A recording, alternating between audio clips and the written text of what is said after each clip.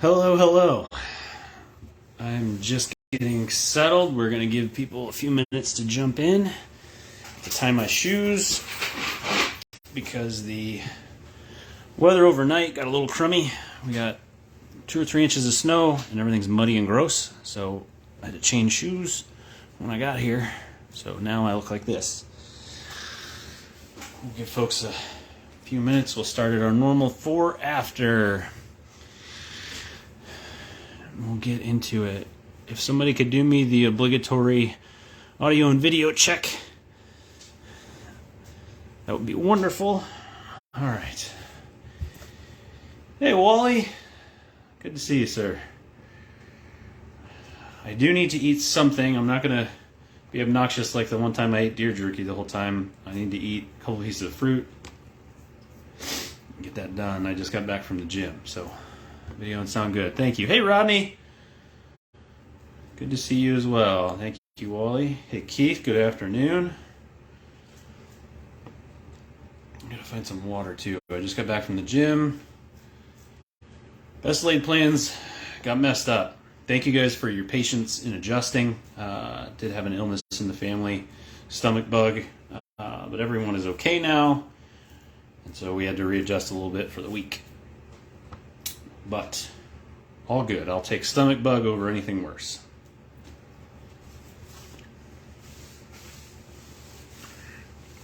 The Lazar, thanks for coming.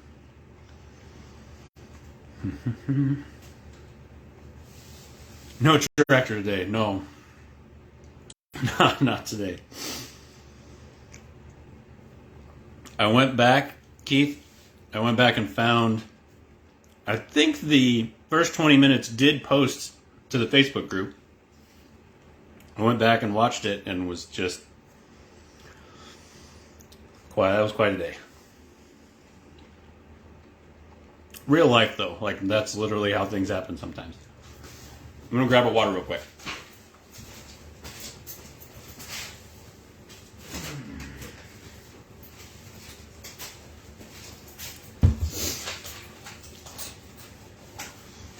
Okay. Another minute here.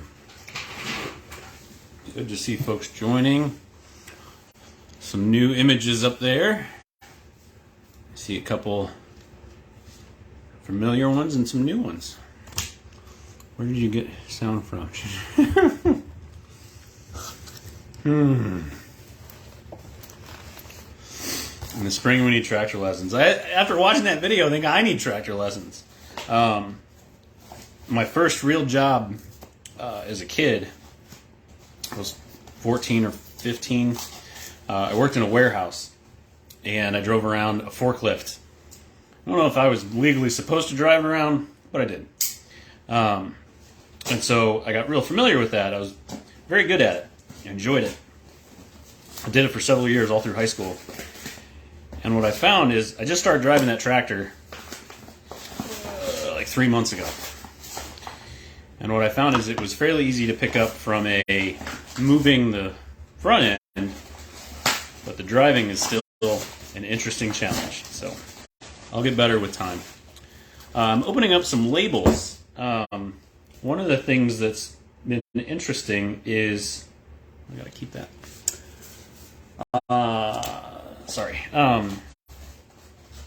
You've probably been seeing me post Amazon affiliate links.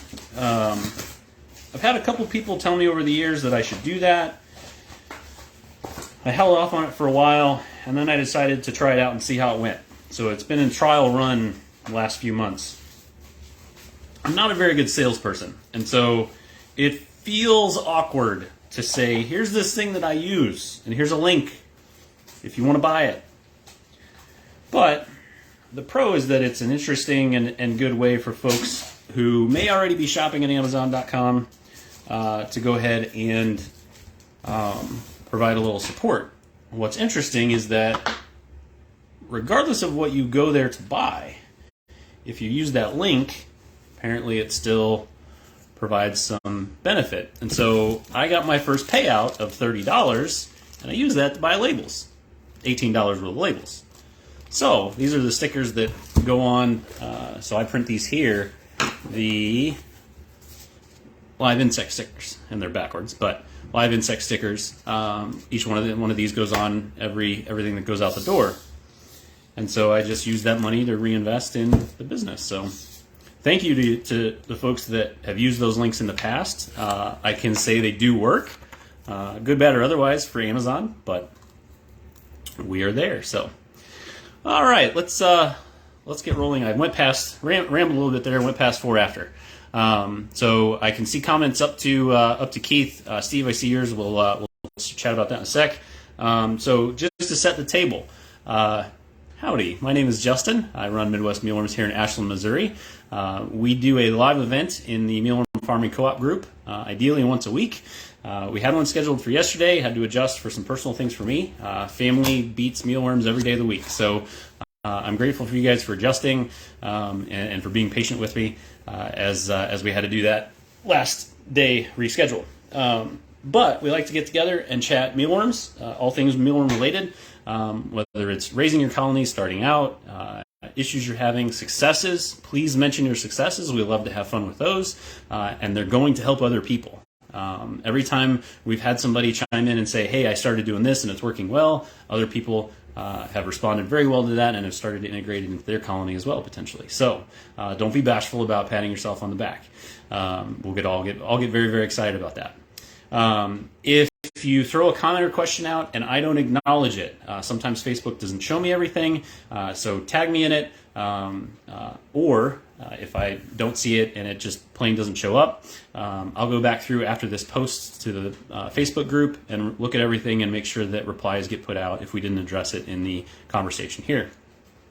I then also take the video and put that on my YouTube channel. I had many requests for folks that don't use Facebook to go ahead and get that through YouTube. The comments don't show up, but me speaking the comments and questions helps to keep things flowing there. So if you guys have any questions, I'm an open book.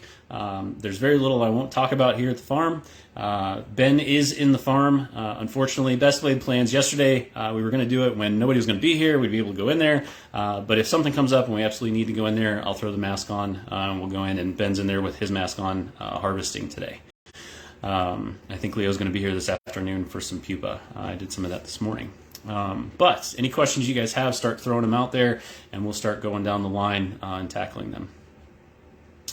All right, so Steve, we're going to pick up with you. Thanks for jumping in. Just received my package. Looking forward to this. Awesome. Good news. Thank you for that.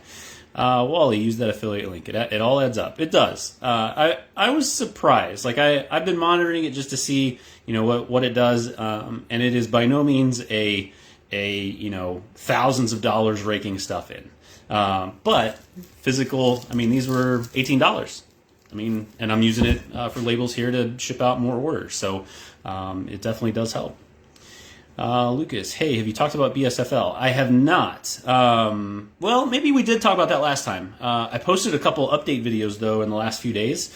So we can definitely talk through some of that. What's interesting for that is yesterday, I think I was a little frustrated yesterday. And I would have thought, reflecting on that, I would have thought raising mealworms would have taught me some patience, right? Because this takes a while. But I just felt like they weren't growing fast enough. I felt like I was doing something wrong.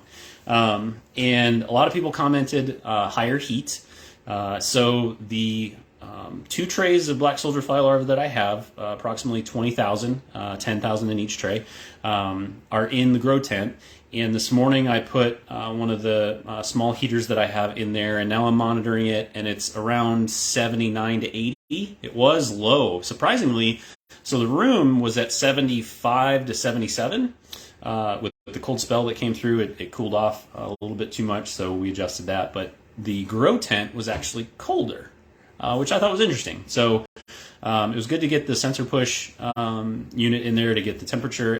And then I put the heater in there, and now it's in the 78 to 80. I'll probably bump it up a little more. I didn't want to cook them, so I'm going to adjust slowly, try to be patient with that. But I noticed today that they are much larger than they were just 24 hours ago. So they hit something. The heat didn't get added until today, and that's when I had noticed them and saw that they were bigger. So it might have just been me being impatient. But they really started to go after the apple. I've got some more food scraps from the house that I'm going to put in there today with some more moisture. That's what I'm finding is they need more of that moisture than a mealworm does. But other than that, it's going well so far. I think they're about on day 9. I'd have to go back and look at notes.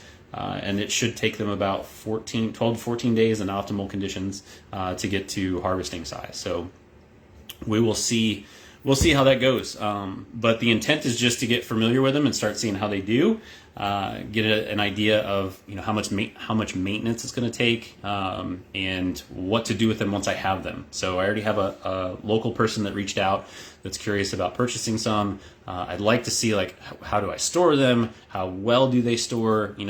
Now I could store mealworms in the fridge with my eyes closed if I needed to, and I don't have that comfort level with black soldier fly. So we will get there though. All right, Lucas, another question here. Oh, I see that I found 90 to 95 works well. Okay, I know they need higher, and I do have a reference sheet. I just haven't taken the time to go do that. We're having some events here at the farm that I'll talk about once I can. So Lucas, how many beetles max per tray if you use the Hobby Lobby trays? What is a Hobby Lobby tray? Are those the square tiered? A lot of times they're either rainbow colored or clear. Is that what you're talking about? I want to say 700, 800 in there. I'm putting 1,500 in 384 square inches. So whatever your square inch tray is, 384 over 1,500, and then your square inches fraction, and then X, and then do the math for that. But I want to say 700 or 800 off the top of my head. Kayla, good to see you. Which Hobby Lobby trays do you use? Yeah, that was my question. Yeah. All right, Wally, if you'd be interested to know the temp right in the mix of larvae, maybe a couple degrees warmer than the tent temps. That could be. I'll get my laser thermometer and gather some data. I like that. Good idea, Wally. Lucas, I did a compost bin and it reached 130 and they were working well. Holy criminy. 130 Fahrenheit? That is hot. But they do, that's a normal thing. So black soldier fly, they're a native bug here in Missouri, and you're right, a lot of people will see them in their compost bins, and it's hot there. They love that. That's a good point. Shannon, you did that math for me when I got started and said 650. Oh, I was close. Awesome. All right, I'm down at Lucas's yes for the trays that he's using. Coffee grinds. I have some of those in the food waste from the house that I'm going to put in there today. Somebody else said coffee grinds on I think I'm on the Facebook post. Maybe it was you. But we have coffee grinds. We go through some of that at the house. It'll be really interesting to see what they, if they have a thing that they like to gravitate more towards, and then see if I can source some of that food waste locally. That would be pretty interesting. We just had Ashland, Missouri is moving up in the world from a things that we have perspective, and now we have a Scooter's Coffee House. I splurged and got one coffee there the other day. Tasted like regular coffee, but anywho. All right. What was I going to talk about? In case anybody has any, or not in case, but if anybody has any questions about the post I put out about the mealworm growing pod, I'm up for some Q&A on that as well. I just posted that late yesterday to my YouTube channel, and then I threw it out here in the group because I know a lot of folks might be interested in that. It's an interesting option for folks wanting to raise what I would consider a small amount of mealworms. I think it probably should crank out enough for a few reptiles, and it's modular in the sense that the unit that I showed had 3 drawers or 3 sections, and you can just continue stacking those. So we'll see what the production is. I'll have more videos and whatnot as I start using it. But so far it's going well. Black soldier fly go bananas over citrus and peaches. Not a lot of citrus and peaches here. Is that economical for high-end big production? Lucas, is what economical for high-end big production? I threw out a lot of stuff there, so that was my fault. If you're just now joining, feel free to throw comments, questions, successes, failures, things that are going well, things that aren't going well. Let's get some questions answered and help things out. Is that economical for high-end big production, those trays? The blue trays? I believe so. I guess, I mean, it depends on what your definition of high-end big production is. But those trays are structurally strong enough to be manipulated by machinery. So I have seen them used in places that have robots picking them up, dumping them out, etc., moving them around, washing them, all that stuff. And so if you have the room and the money and the inclination, you could take those trays and really... Oh, the hexagon trays, sorry. So high-end production? No. They're, the hexagonal trays are probably, I want to say like half the size of one of the blue trays. I'd have to guess, well, I have the box. Let's just go to the box and see if it has the dimensions on it. I feel like it's 10, maybe 12 inches across. But no, it's not meant for high-end production. It's meant for like at home, like sit on your desk or sit in your kitchen somewhere, use your table scraps and get enough mealworms to feed some reptiles, small mammals, nothing major. No, that's not the intended audience for that one. All right, let me set this down. Sorry for all the shaking. It was leg day at the gym, and so I am not walking very well right now.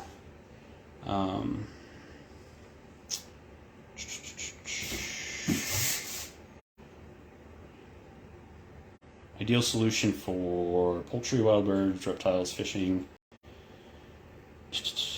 Oh, this is interesting. Made from 100% recycled refrigerators. I didn't know that. That's cool. I wish I had mentioned that in the video. I really like that. So for those of you that don't know what I'm talking about, this mealworm growing pod. Let me see if I can find a better picture of it. It's a pretty slick little unit. And really what this is intended for is, Wally will remember this. I was making a single container walkthrough of raising mealworms using just one container. And then I got wind that these guys were going to be producing and offering these in the United States. And so I'd seen them before, but they just weren't available here. Once I found out they were going to be available, I slowed down on my single container. I think I'll still probably do that just to give folks an option from a cost perspective. These things are $100, $99 shipped, $100 shipped. And so the single container is going to be much lower startup cost, but the stuff you get by using this is beneficial. I mean, for $100, you're going to be able to crank out your own mealworms and save some money. So, and I want to say this thing is 12 inches across, Lucas. So it is not mass production by any means. It is simply for somebody with a low volume need. I would guess that this kind of thing would probably replace customers of mine that are buying 500 to 2,000 every so often. And what's really cool about this is you get your own frass, right? So if you have indoor plants, then that's going to be beneficial. And you can feed it your food scraps. It's not going to go crazy, fast like with black soldier fly supposedly, but you'll be able to use some of your food waste to feed it. So it's not super expensive. Lucas, what's a good price for the pizza dough proofing trays? I will stop asking after that. Don't stop asking. Ask any questions you want. Nothing stopping anyone else from typing in a question, Lucas, so don't worry about it. I honestly don't know what a good price is for those trays right now. They skyrocketed about a year ago and got really expensive. Felicia, the prices online for the new changes all the time. You can check Marketplace or Facebook to see if anyone has them locally used and get them for low as $5 or $8 each.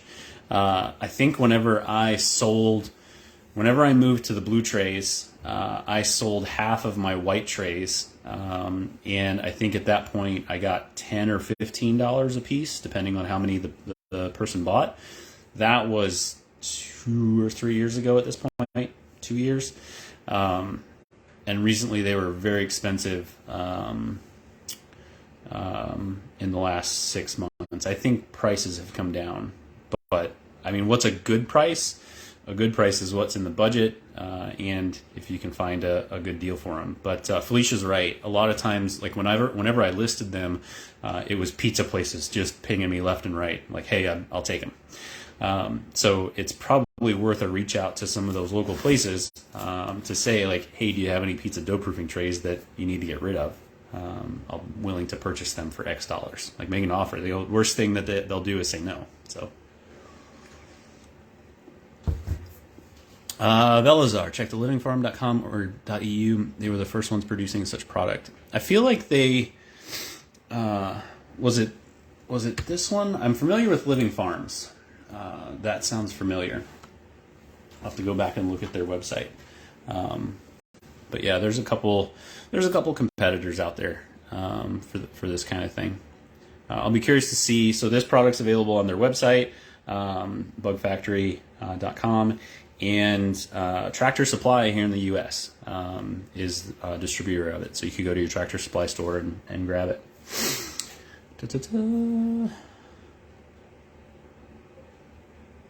Right now they're 15 to 16 new online. Does that include shipping, Brandon? Like, it was always an extra little right to the budget whenever I went to check out, and then the price went up.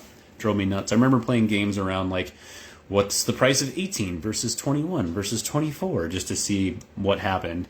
Because there was one time where I had to order 18, and shipping was way lower. I don't know why. And so I tried to replicate that later, and I guess they found that hiccup and fixed it probably. I got 80 from a closed Papa John's for $7.50 each. Score. Like, that's exactly what I'm talking about. Score. I love it. Max, good to see you. What is the maximum amount of time it should take for mealworm pupation? 70 degrees, 50% humidity. Online is like 4 to 19 days. In 70 degrees, I think you need to be a little hotter. 50% humidity is fine. You're probably looking at 5 days to 7 days, something like that. If what will likely happen is after that time frame, if they're not going to hatch, they will just turn gray, turn blackish, and get real dry, and they're dead. But if once you have a tray that looks like that, it's ready to cull and be done with it.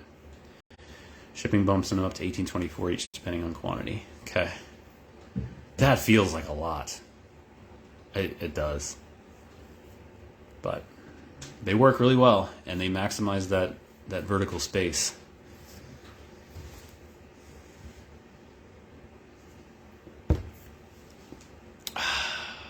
Thank you guys for joining. I appreciate it. Madonna, hi, I'm in Australia. Well, hello. Thank you for joining. We have a reasonably large mealworm setup. Do you recommend any sorting machines? What brands are worth looking at? How many worms do you recommend per square foot? All really good questions. So from what is reasonably large mealworm setup, Madonna? Like, what's your quantity? What's your output per week or month? How are you tracking that now? To give some context, we're at 1 million mealworms a month here, and we're using a vibration sifter shaker setup. It's just a custom built thing by me, along with a vertical tower to separate sizes a little bit better.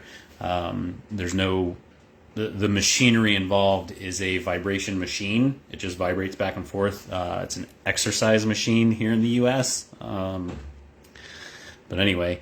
No giant mechanization of any kind.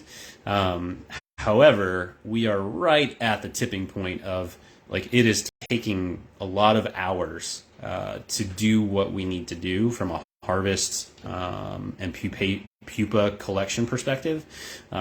So my goal is to get a horizontal sifter working with different sieves to do that work much faster.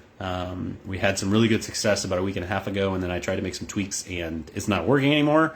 So I have to fix that, get back to where we were. But I don't use any giant machines right now. I know Max, who's the founder of the group and an admin here, he uses one of the blue machines from China. I've heard good and bad things about that. Max says they're great. He's using them. I've heard folks that say that there's still issues with them. The newer models, which are more expensive, work better, obviously, because they've improved as the years have gone by. But a couple things that have bothered me and have caused me to not get one of those machines is that I'm not mechanically inclined. So if something breaks on a piece of machinery, I'm going to have a hard time fixing it. I'm getting better, but there are things that I'm just not good at.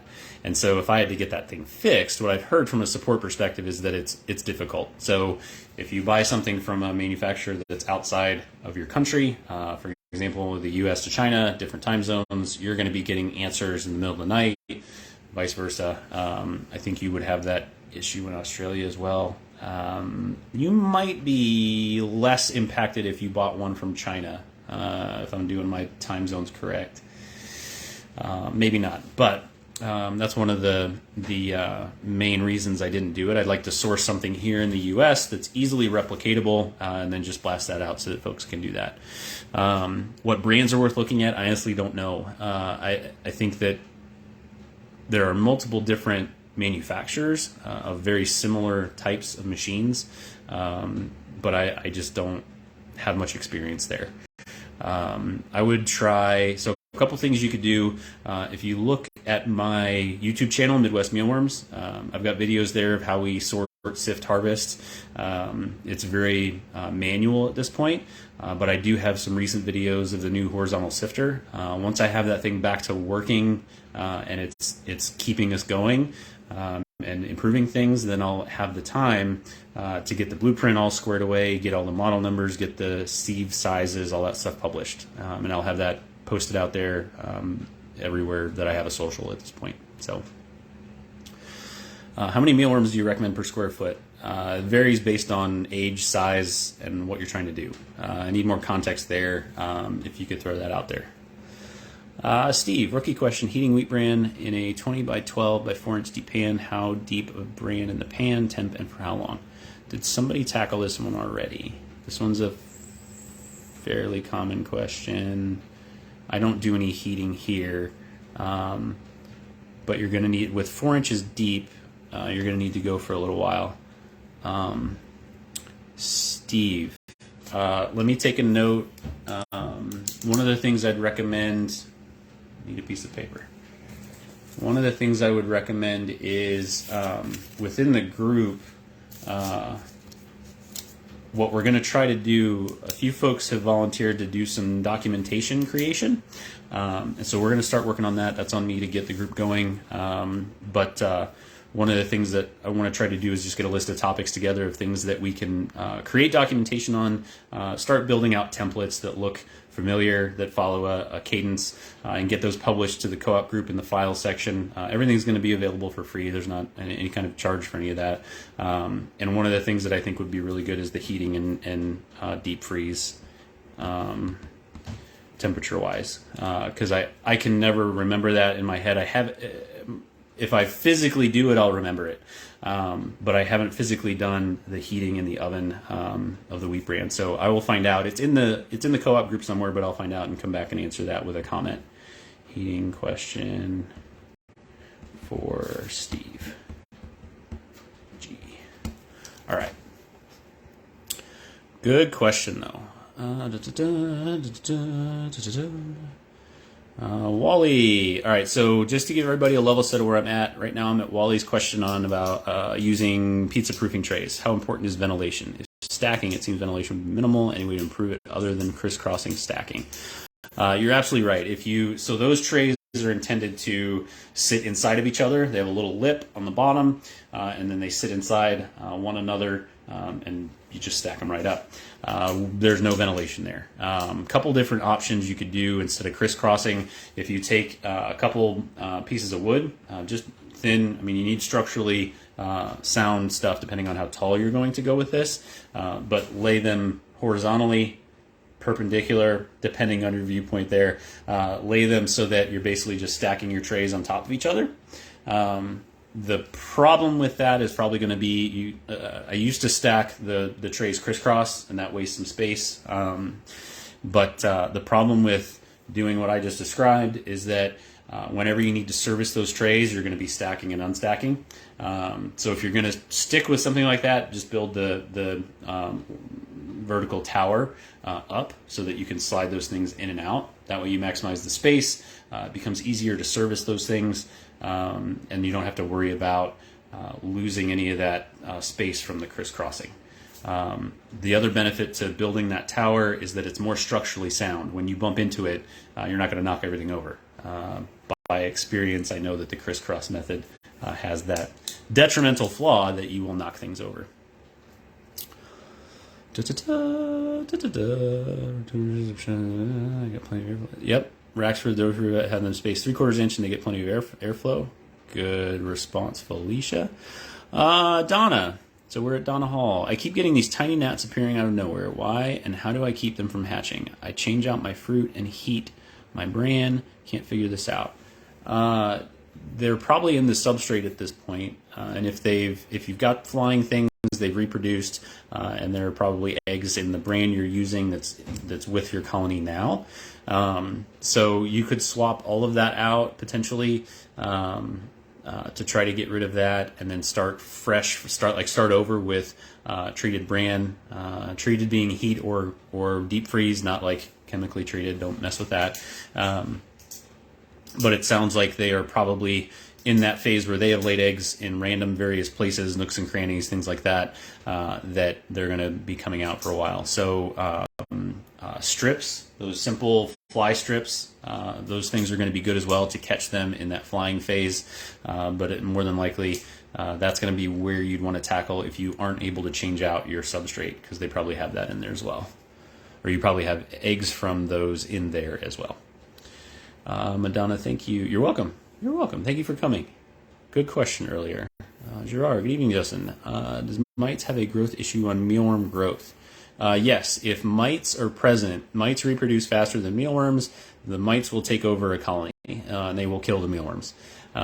So I haven't personally seen it get that bad. So I've had mite outbreaks 3 times, and what I've done each time is the first time I didn't use split pea flour. The first time I just removed moisture from everything. I don't think I was selling at that point, so I just went into like no moisture mode at all, and huge hits of production, right? Like they slowed down tremendously because they weren't getting moisture, but that stopped the mites. I lowered the humidity and everything, and that took care of them over a couple weeks. The other 2 times, as soon as it happened, I did the same moisture reduction in the room. So I lowered the humidity, but I applied split pea flour. And then that allowed me to continue providing moisture to the mealworms so that I didn't have a huge hit in production output.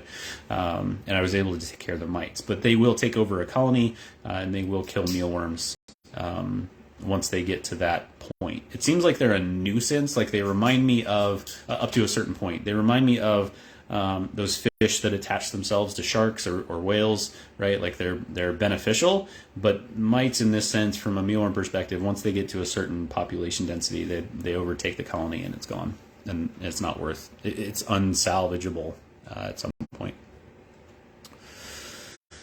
Yasik, I think I'm saying that right, Yasik. Let me know if I am not. I found some mealworms, about 10 in my compost bin with redworms. They were quite deep, approximately 20 centimeters on the surface. I know how they got there as I give frass to my red wigglers, but I've never seen them in... I have to hit the more button. I've never seen them in soil and so deep. Normally they stay at the top on my cardboard cover. I wonder if they went deep just from a resource perspective, looking for food or water, or was it a heat thing? Did they get drawn towards heat and away from the sunlight? So how, depending on what phase your compost bin was in, or what's going on with your compost, if there was a lot of sunlight coming through the top, they would probably try to get away from that and go down. Just a couple guesses there. But yeah, the eggs will survive in that frass for quite a while, and they'll hatch. All right, Brandon. Really good questions, guys. Scrolling. I haven't said that today yet about the scrolling in Facebook, so I had to get it in. Brandon, have you experimented with homemade wooden trays? I was thinking I could coat them with polyurethane to keep smooth enough so the beetles can't climb, or using flashing tape if the polyurethane isn't slick enough. I have not experimented with homemade wooden trays. I have seen homemade trays used as an option in various countries. So I know it works. I think what I've seen is they put tape or some sort of, maybe it's polyurethane, but I think prevalently I've seen tape on the inside so that they can't climb out. Over time, the mealworms are going to eat into that wood.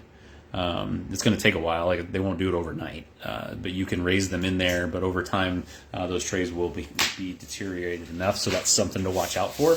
I don't know if you polyurethane it and it's slick, they may not be able to climb out.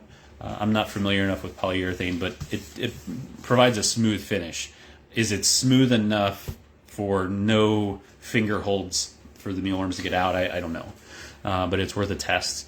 And then I probably wouldn't put it, like, I'd put it right around the top rim, an inch and a half, depending on how deep you're going to make the trays, because I'm wondering if they'll consume that. Like, when they eat, if they start trying to get into the wood and the various different blemishes and whatnot, if they'll be affected by the polyurethane. I mean, they eat styrofoam, so I don't know if it's going to hurt them or not, but probably something to play with as well. But I have not messed with homemade wooden trays personally. Madonna, we use 80 degrees Celsius for 1 hour to sterilize our bran. Awesome. There you go. Steve. Amy, my apologies if you cover this. No need to apologize. All good. We can re-answer questions all day long. All good. I've been farming for a couple of years. I believe that I can identify at least 3/4 different species, but I can't seem to figure out the beetles that are... Oh, is there more, Amy? There we go. Oops. Question is, and I skipped over a whole bunch, but I'll go back. Question is, am I crazy thinking they're different? And some of the larvae will transform into pupa than beetle, but the beetles are always wings, shells open, and very deformed. I wonder if pictures would really help. So and I wonder if, I believe that I can identify 3/4 different species, but I can't seem to figure out if the beetles that are, I wonder if I missed a comment in here somewhere. But they may or may not be different. So there are a couple different things that could happen. The mealworm that we know and love and raise here is Tenebrio molitor. There is a lesser mealworm that I cannot remember the name of. It is a much smaller beetle, though, so it is very identifiably different. If you're familiar with the mealworm beetles and you see a lesser mealworm beetle, I mean, they're teensy weensy, and the larvae are flatter when you look at them from the side, and the larvae move really fast compared to a mealworm larva. The other common things that are in there are cleaner crew things like dermastids, but the beetles, again, are very different. What you likely have are just normal natural deformities. They occur in nature, so it's not an abnormal thing. It's not something that, we have deformities here where the wings, the wings might be stuck open. They might only have one wing. All different kinds of things. As long as it's not a huge percentage of your population, you're doing okay. Natural deformities are going to occur. I think the only place that natural deformities aren't going to occur are when you are in an enclosed system and you've got an R&D lab and the tracking equipment, and you're a giant corporation that is monitoring every little tiny thing and dealing with every little nuance.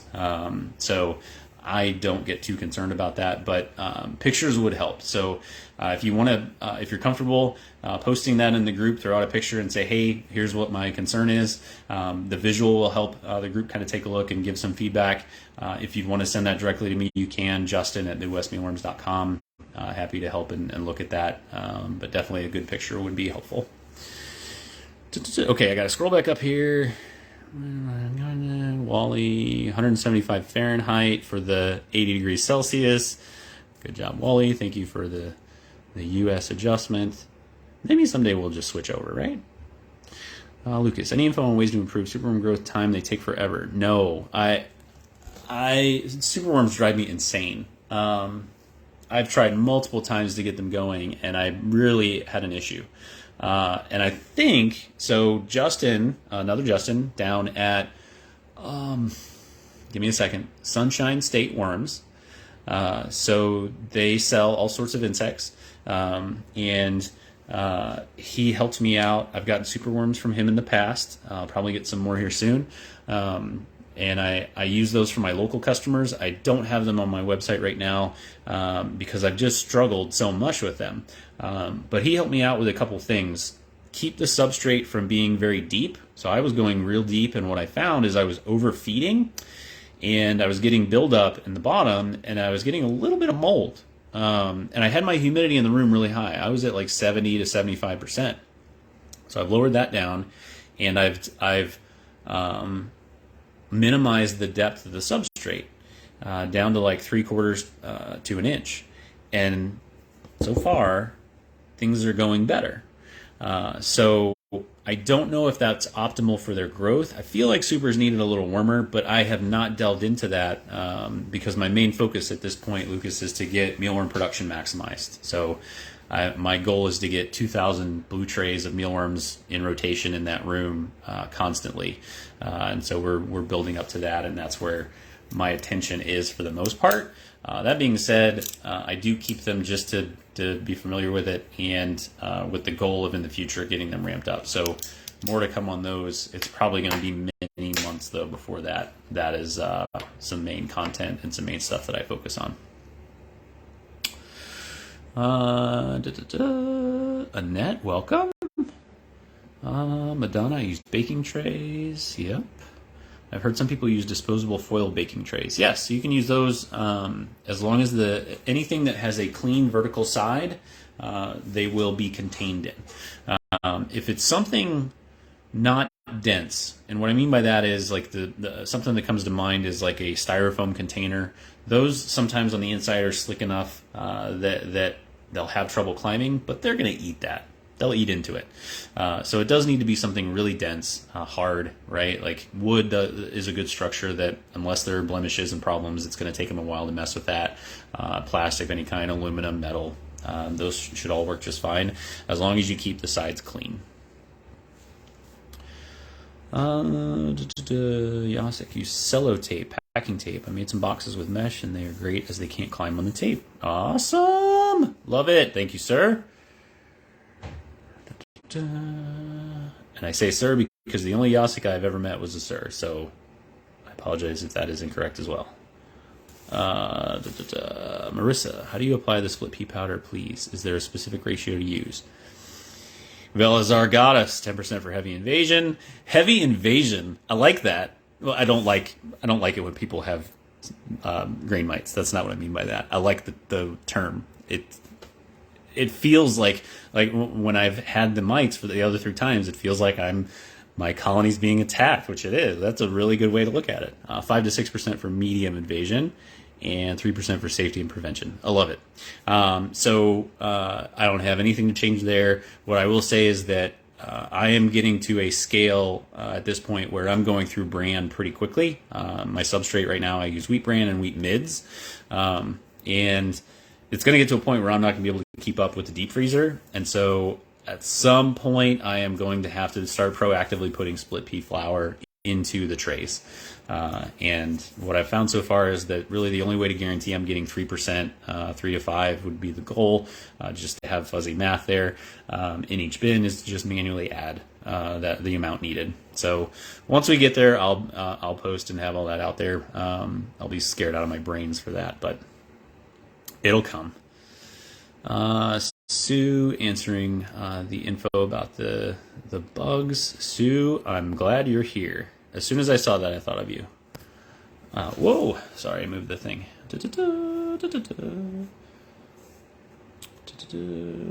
Shannon, is it okay for the deformed ones to reproduce? They will cause problems in the future generations. Velazar! Why? Like, if they had trouble hatching because of a humidity issue or a moisture problem going into pupation, why would that cause an issue with them producing eggs that aren't or reproducing? And is it worth removing them or adjusting for that? Just curious.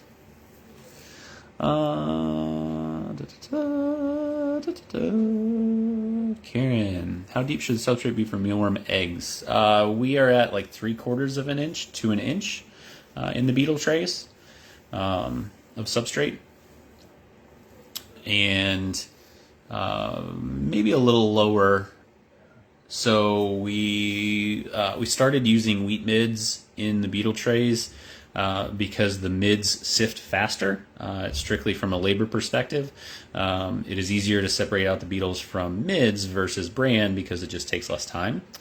We haven't seen any detrimental impact to production yet, but that's something we're monitoring.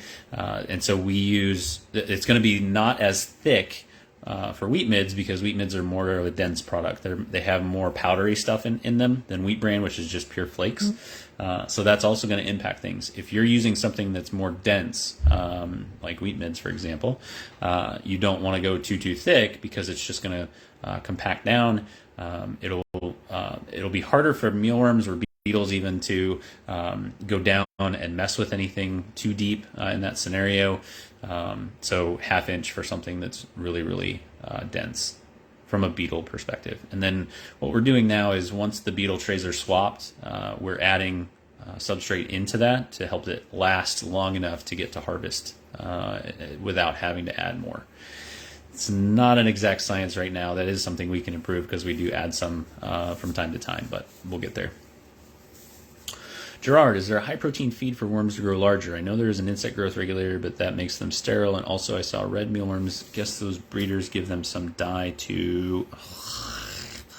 Sorry, I'm not doing that to your question. I'm doing that to the scrolling.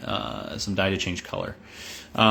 Gerard, if you have an opportunity, if you have the time, go back and watch, guys, was it last week's video or the one before, where we talked about adding in or using different substrates. There was some really good conversation about that. Somebody was looking at, there was a Missouri product, Mazuri. They're part of Purina, I think was mentioned. They make a lot of different insect type feeds and wild animal type feeds. Basically, what like my perspective on that, Gerard, is the higher protein feed may not be, like higher protein isn't always a good thing. And whatever you're doing with a substrate that's got, that's some sort of either manufactured or you're piecing it together, you're going to have increased costs comparative to something simple like wheat bran or wheat mids. And at that point, it becomes a cost benefit analysis to see, is my paying more for that feed beneficial? Does it reduce my growth time so that I'm saving on electric, labor, space, and I can get more turns of mealworms per year, per whatever your gauge is? Is it worth it to pay more for that feed? I haven't done the math for that, but I have the options available to me are at an expense point that it doesn't make sense to even do any of the math. we're running about 2 to 2.5 months before we harvest a tray, and then another 2 to 4 weeks for those smaller ones to grow out once we replace them. And so it isn't something that I've entertained or researched to try to mess with. There are some really good studies from Juan Morales Ramos around diet and feed and what the mealworms will eat first, second, etc., like what they're geared towards. Those would be some good things to research as well. Lucas, where can I purchase split pea flour? So split pea flour, split pea flour is very expensive for the most part. I do have an option for you, but split peas are not expensive, and take a grinder, coffee grinder, some sort of grinder that you have, and experiment with it to see if you can get it fine enough that it becomes more of a floury-like substance. And then you're good. I also sell the split pea flour that I use in the farm here, MidwestMealworms.com. It's in the mealworm section. And so what you're getting is, like, I buy bulk split peas, and then I have a grinder here in-house. We grind it up, and we use it. So it cycles through. There was a really good post recently. I can't remember if it was Glenda or Sue. I apologize, but it's one of those things that as soon as I saw that seemed like a really good candidate for us to get into the dock world. But split pea flour, I think she was mentioning, it loses its efficacy after a certain amount of time. So the split pea flour we use here is getting rotated because I'm selling it. So it's not sitting around for too long before it goes out the door, and it'll be turned over even more once we're proactively using it in the farm. So, but you can find split peas grocery stores. It might be a specialty store, Lucas, but you should be able to find it, at standard generic grocery stores across the U.S. Paul, the only problem I found with split pea flour is it's so fine it clogs up the sifters and Hoover. Really?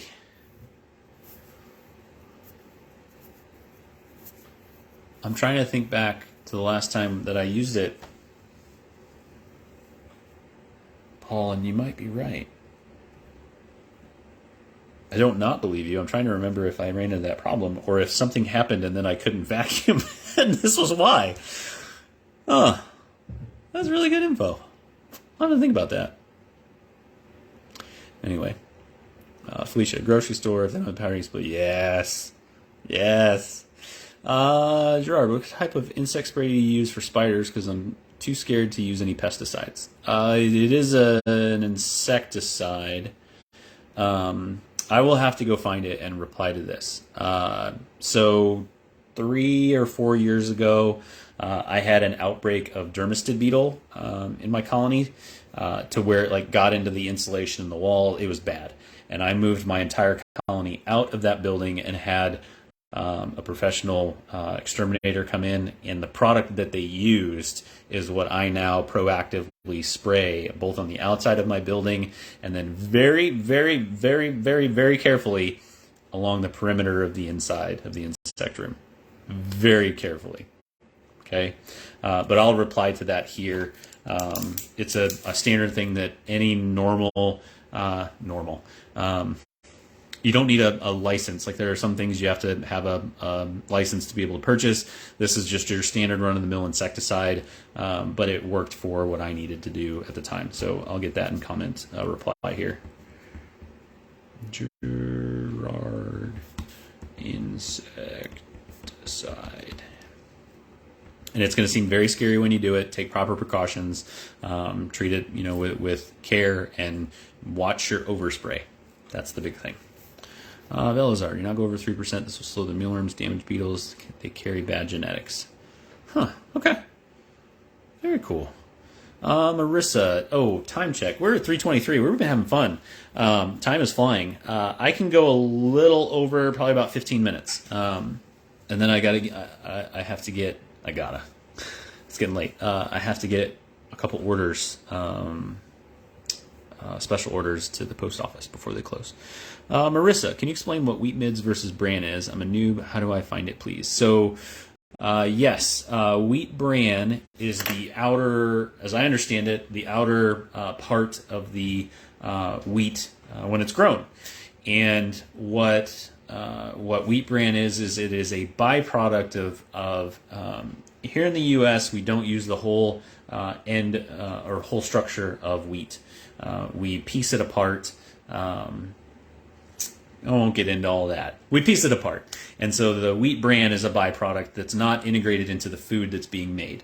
And so the bran, it's real flaky, and it is literally just the outside flakes of the bran itself. Wheat midds is the whole thing ground up. And so wheat midds are used primarily here in the U.S. As a binder for cattle, horse, animal feed.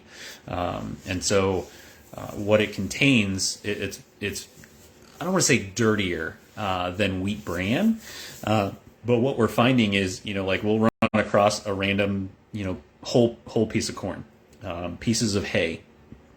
It's an animal product, so it's not human grade, and so it just, what's in it is there, and so it's a little bit dirtier. But what we're finding is that when we do our swaps and our harvests, everything gets stuck in the 1/8 inch mesh, not stuck, but like stopped there. And so it's not causing a big issue. It's not a high percentage. I mean, there's very few of these things that are in there. But the mids are going to be more floury like. They're a mixture. So they'll have the bran stuff in there, and then they'll have the more finer particles that are in there. And so from my perspective now, I'm getting it from Central Dispensary up in South Dakota, North Dakota. It shows up here in my local MFA, and then I get wheat bran from a feed supply store. Wheat bran is not economical to ship. So I've looked at that in the past to ship to people, and it was just not economical to pack it in, and get as much as you can into a certain dimension. Wheat mids might work. So I've got one person that I need to get a quote for to ship that. But what I would recommend is look around, do a Google search around you for feed supply stores. A lot of stores may not carry it in stock, so if you go to their website and search for it, you may not find it, but they can order it in. And if they can get you a 25, a 40, a 50-pound bag, you might need to buy in larger quantity, but it stores just fine in a cool, low moisture place. And if you treat it, like I put a 50-pound bag of wheat bran in my deep freeze for 2 days, and then just store it in a place that I know I don't have any issues, any sort of active bug infestations. That way you don't have to worry about anything hatching or starting to come out of that wheat bran, because it is an animal product. There's a potential for things like that to be in there. Very good question, Marissa. Thank you for taking a leap there and asking a newbie question. We like those. Elazar, good question. I'll get that answer for you guys, I promise. Okay, so I am here with Yasik. Just added a picture on my page. Hope you can see it. I'm using them for 2 years now, and no issue at all. Just use dry wood and cover all sides properly. Okay, cool. Yasik's talking about the trays. Sue, regarding red color worms, I wonder if what you feed it is an issue too. Beets, red cabbage, etc. might contribute to insect color. I know that messes with the frass color, because I've seen the orange tinge to carrots, or orange tinge in the frass when mealworms were fed carrots. So I know that happens. I don't recollect seeing the mealworms change color, but I don't know about the. I think this was in reference to the red wigglers, maybe. I can't remember, but I have not seen mealworms change their color as a result of what they've been eating. That being said, I haven't fed just beets to a mealworm. And when I was feeding carrots, I never noticed an orange tint there, but they were also getting wheat bran too, so it wasn't 100% carrots. So maybe there's something to that. Donna, the husk. Yes, the husk, the outside part. Thank you. I should probably get a picture of that and study it, and that way I can speak more eloquently to it. But yes, the husk, that sounds correct. Donna, my local... Nathan's here. Awesome. Good to see you, sir. Donna, my local Ace Hardware store orders it for me. I save a lot on shipping that way. Interesting. Ace Hardware. I would not have thought that. We have a couple of those here, I think up in Columbia, just north of Ashland. They can get in... that's interesting. Very cool. I love the options.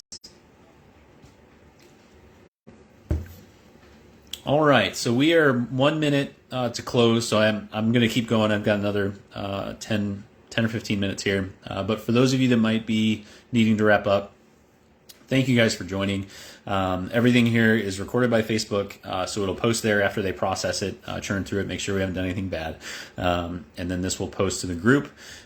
All of the comments, questions, everything here will show up there. I'll go back through. I've got a couple things I need to respond to, so I'll get answers to those and reply to those folks. And then if I didn't see your comment, question, or anything like that, I'll address that once the video posts as well. And then I will get another one of these scheduled for next week. Try to do different day, different time. If there's a particular thing you want to talk about, or if I've been scheduling these at times that don't work for you, please let me know. I do try to stick within like an 8:30 to 4 p.m. Central Time, just because that's when I'm here in the farm. But if we need to do an evening or a morning session, I can get those scheduled. But we'll keep rolling for another 10 minutes here. Thank you guys for joining. If you do need to jump off, I appreciate it. Marissa, pros and cons of water crystals versus pieces of veggie for giving moisture to the mealworms. Hot topic. Pros and cons of water crystals versus pieces of veggie. So right out of the gate, one of the biggest things that folks will talk about is that the con with water gel crystals is it's a man-made product. It's not a naturally occurring thing, so it does require processing, and it does open up the potential questions around what is the impact to the mealworm, what is the impact to the frass. Right now I use water gel crystals. I started my adventure with mealworms using potatoes, carrots, and in the very beginning I was using food scraps from the kitchen. What I noticed doing that is that it was very easy for me to overdo it because I would be used to giving, let's say broccoli and what else, like pepper tops. I'd give that, like the stalks and the pepper tops. And then one day I would have tomatoes or grapes that went bad and I would throw those in, and then I go in the next day and there's mold.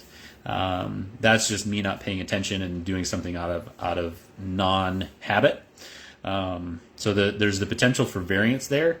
The pro to that is they're going to get a varied amount of nutrients if you use food scraps from the kitchen, or food waste in general. Just be careful with how much you add, and be mindful of different volumes required or causing potential issues. Water gel crystals are, from my perspective, I switched to that in order to be competitive from a pricing perspective and from a consistency perspective. I could probably source potatoes and carrots at certain points of the year at the volume I'm at now, but I would have to process them, so that's going to take time, and then I am dependent on someone else growing and producing those.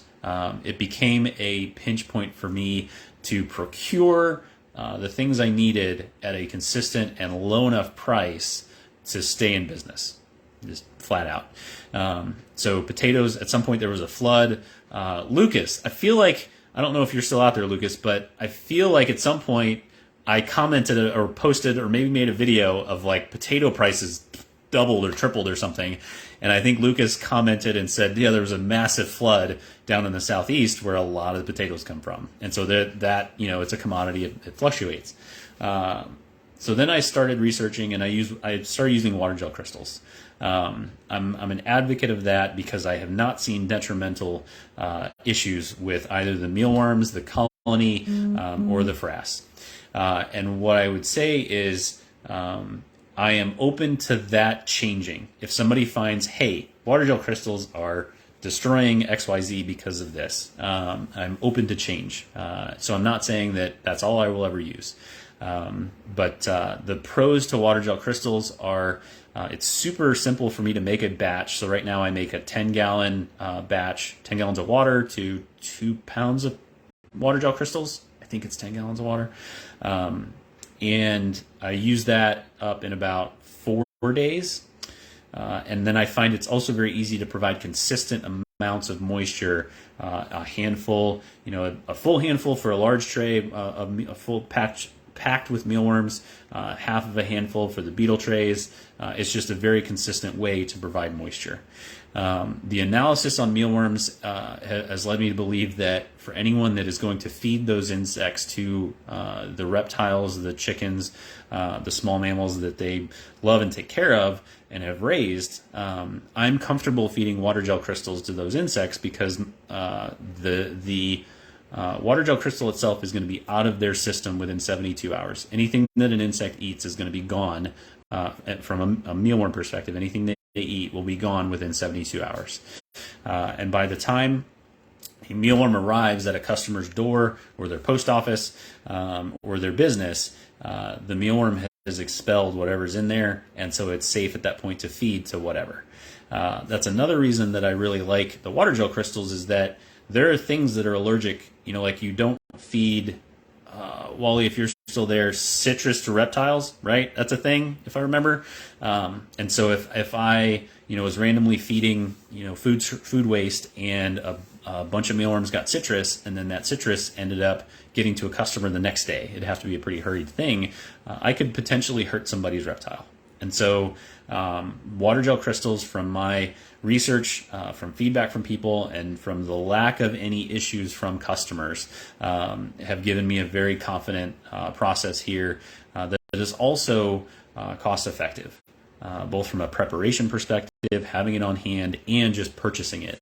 It's not an expensive product. So that being said, food waste, if I could use food waste and get it consistently and figure out a way to get it distributed to the mealworm colony, to store it in a meaningful way that's not cost prohibitive or takes up a lot of space.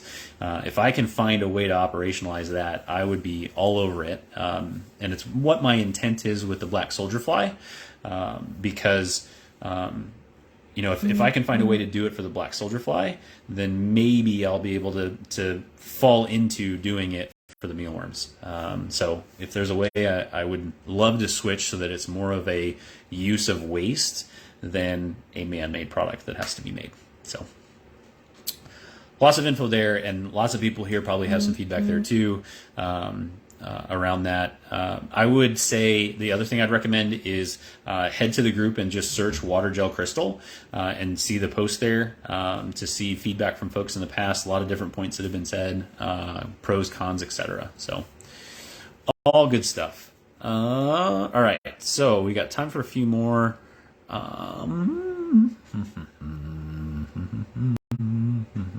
Wally, good show. Thank you, sir. Donna, thanks for the info. Have a great evening. You too. Great chat. Time to cook dinner. Oh, I hope it's a good dinner, Felicia. Nathan, do you spray your baby bins at a certain time, week, or after you see movement in the brand? Right now, I'm waiting until I see a decent amount of movement before I spray with a misting bottle.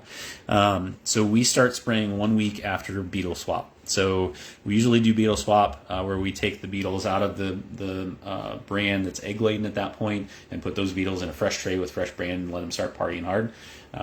That tray with the egg laden substrate, we won't start spraying that till 1 week of age, or 1 week has passed. And we'll do a very light spray on those younger trays.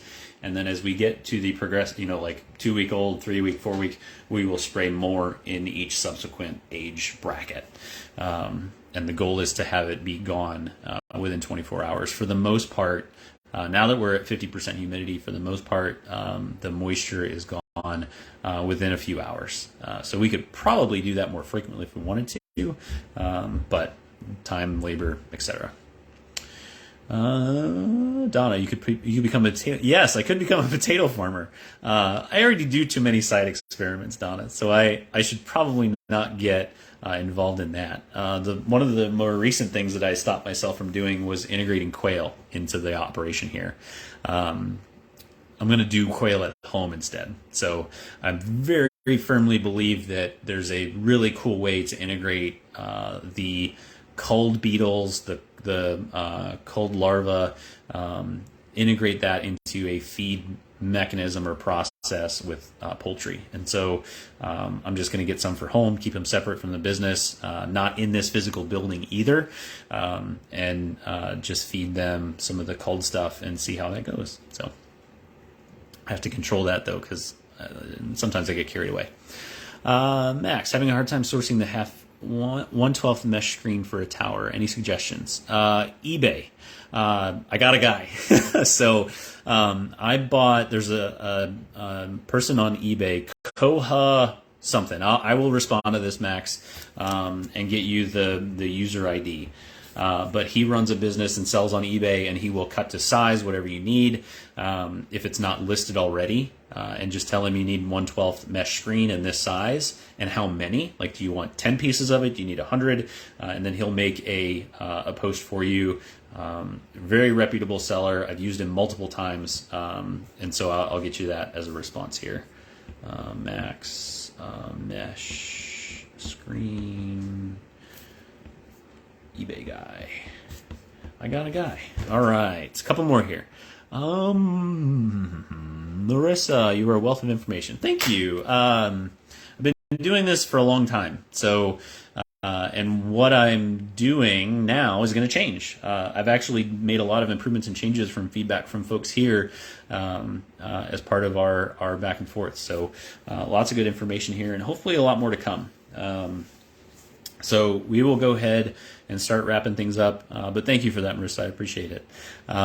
So this will get posted to the co-op group, and we will do more of these. Again, if you want to do something at a different time, I think I need to do one for the Australian folks, which means early morning for me. No, for them. And so I'll probably get one of those scheduled. But if anybody needs it at a particular time or particular day even, let me know. I try to stay away from Mondays because those are order days. I need to get orders out every Monday. And we try to do things throughout the rest of the week. So if you guys have any questions, anything you need, please throw them in the co-op group. Share the questions, share the answers.